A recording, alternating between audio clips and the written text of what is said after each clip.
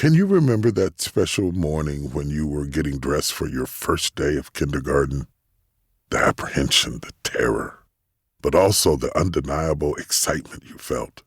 You were about to step into a completely new world, filled with people who you had never encountered in your limited existence.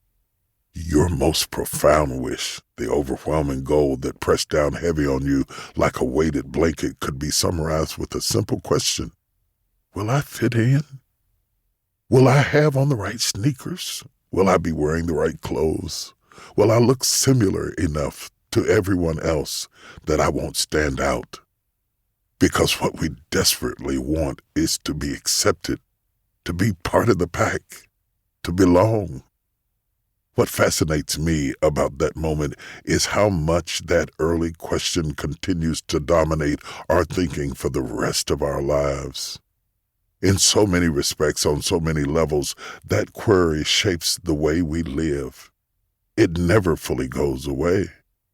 Recently, I was invited to the Kennedy Center Honors Award ceremony at the Opera House in Washington, D.C. It's a lovely special evening where luminaries gather in sartorial splendor to celebrate legends of stage and screen.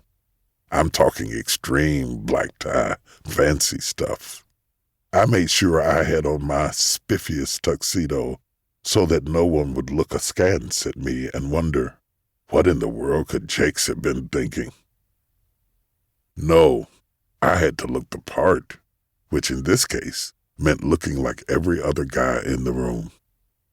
Whether it's corporate America, church, or school, in so many settings our greatest desire is to not stand out, to be homogeneous with the environment in which we find ourselves. When we step outside of our homes, we participate in a social contract that we all implicitly sign, whether we realize it or not. Behave as everyone else behaves. Dress like the rest of us. Don't attract too much notice. We know that our ability to fit in will sometimes determine whether we get the promotion, whether we get accepted into the sorority or the gang. And we will do whatever we have to do, get the grades, score the touchdowns, apply the makeup, buy the sneakers, steal the sneakers to fit into that group we covet. However, there is a hidden truth embedded inside this phenomenon. The people who are written into the history books, who make the Hall of Fame, who unearth world-changing discoveries, who become the exceptional amongst us, are not the ones who fit in. They are the disruptors, who decided they no longer cared about fitting in.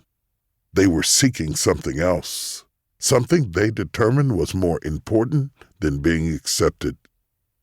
As a society, we have become conditioned to sit in our lives, to accept our circumstances, however unpleasant they may be, while we wait for someone to come along and save us. As we watched television, flocked to the movies, read the newspaper, we were trained to think that if our life went askew, someone would save us. In my day, it was Superman, Batman, and the Lone Ranger. Today, it's Wakanda, the Black Panther, and there are also the real-life heroes like John F. Kennedy, Martin Luther King Jr., Jesse Jackson, Nelson Mandela, and Barack Obama. We even put their pictures up on the wall as if to give them a better vantage point to bear witness to our suffering need. If only we were a little more patient, they would rescue us from our circumstances. Why do we need saving? Sometimes it's because of the bad choices of someone else, such as a parent, spouse, or particularly malicious boss. But more times than not, it's because of the choices we make ourselves. In physiological terms, perhaps our prefrontal cortex, the area of the brain that allows us to foresee possible implications for our actions and stop us from impulsive mistakes, didn't activate with enough force to stop us from making the kinds of decisions that would put us in precarious situations that require rescue. The older we get, The longer we live, the more we realize that we are born looking like our parents, but we die looking like our decisions.